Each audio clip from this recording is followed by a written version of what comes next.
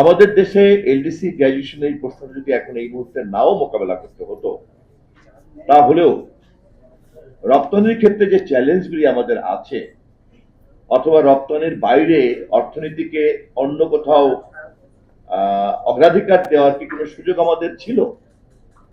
নিশ্চয়ই আমার সঙ্গে আপনারা সকলেই একমত যে আমাদেরকে অবশ্যই রপ্তানিকে অগ্রাধিকার দিয়েই আমাদের অর্থনীতিকে সাজাতে হবে। এবং অবশ্যই এটাও আপনারা জানেন যে চ্যালেঞ্জগুলি আমাদের আছে, সেই চ্যালেঞ্জগুলি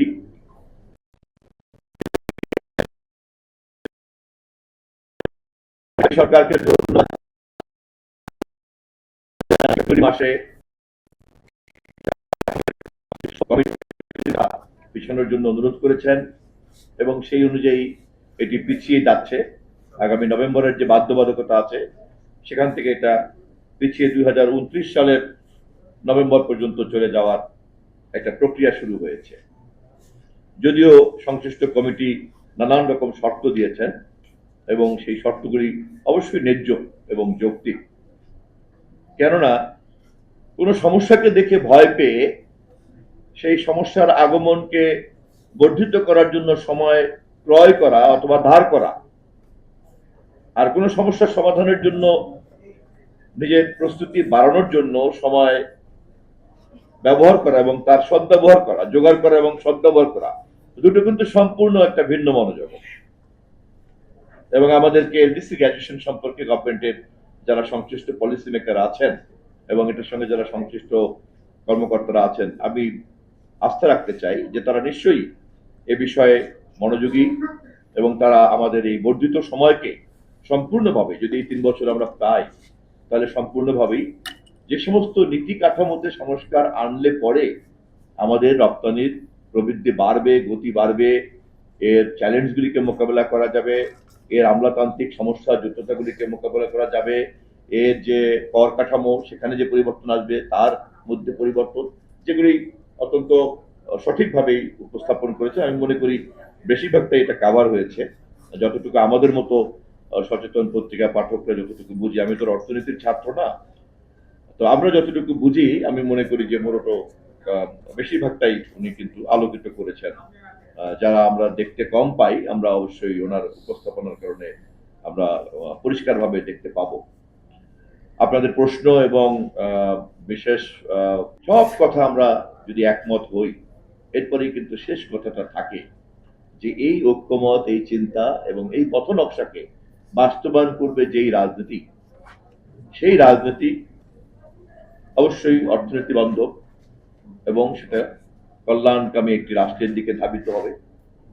এবং আধুনিক বিশ্ব ব্যবস্থা, বাণিজ্যের যে তার যে সেই বিষয়গুলিকে সঙ্গে তাল মিলিয়ে কিন্তু আমাদেরকে চলতে হবে। এবং সেটা চলতে গেলেই কোথায় কোথায় চ্যালেঞ্জগুলি আসবে, বিশেষ করে এলডিসি গ্র্যাজুয়েশনের পরে যে চ্যালেঞ্জের যে নতুন চেহারা দেখা দিবে, তার একটা চমৎকার একটা চিত্র আমাদের সামনে কিন্তু উনি তুলে ধরেছেন। এবং এ ব্যাপারে কিন্তু আমাদের কারোই কোনো দ্বিমত নাই। আমাদের চোখের ঝাপসা ঝাপসা ধারণাটা নিশ্চয়ই আরো অনেক পরিষ্কারভাবে আমরা বুঝতে পারছি যে এলডিসি গ্র্যাজুয়েশনের পরে যে চ্যালেঞ্জের গ্রোথ কত বাড়বে। আলোচনার বিষয়টা হবে যে এইটাকে আমরা আসলে কিভাবে কাজে লাগাতে পারি। অবশ্যই এর আগে আর একটা কথা থাকে যে জাতিসংঘ সংশ্লিষ্ট কমিটি সিডিপি এই ব্যাপারে উদ্যোগ নিলেও শেষ পর্যন্ত সাধারণ পরিষদে কিন্তু এটা আবার অতিক্রম করতে হবে। তো একজন স্বতঃস্ফূর্ত নাগরিক হিসাবে যেহেতু এখন জাতিসংঘের সাধারণ পরিষদের সভাপতি বাংলাদেশ থাকবে, অর্থাৎ ধরে নিতে পারি যে এই শর্তটা তেমন একটা বাধা হবে না, এবং ধরে নিতে পারি যে আমাদের চাহিদা অনুযায়ী আমরা 3 বছর একটা বর্ধিত সময় পাবো। অর্থাৎ সব আলোচনায় কিন্তু শেষ পর্যন্ত আমাদেরকে নিয়ে যেতে হবে যে এই 3 বছরকে আমরা কাজে লাগাবো এবং কোথায় কোথায় কাজে লাগানো উচিত, কোথায় কোথায় কাজে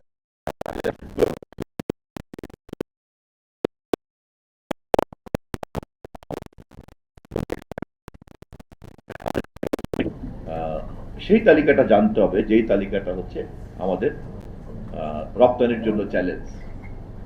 এবং এটা খুব পরিষ্কারভাবে যত ছোটখাটো সমস্যায় থাকতে পারবো, সব সমস্যারই কিন্তু তালিকা আমাদের সামনে আসতে হবে। বিশেষ করে অর্থনীতিবিদরা এটা তুলে ধরবেন, এবং সংশ্লিষ্ট রাজনৈতিক নেতৃবৃন্দ অবশ্যই সেটাকে তাদের পথ চলার নকশার কাজে লাগাতে পারবেন।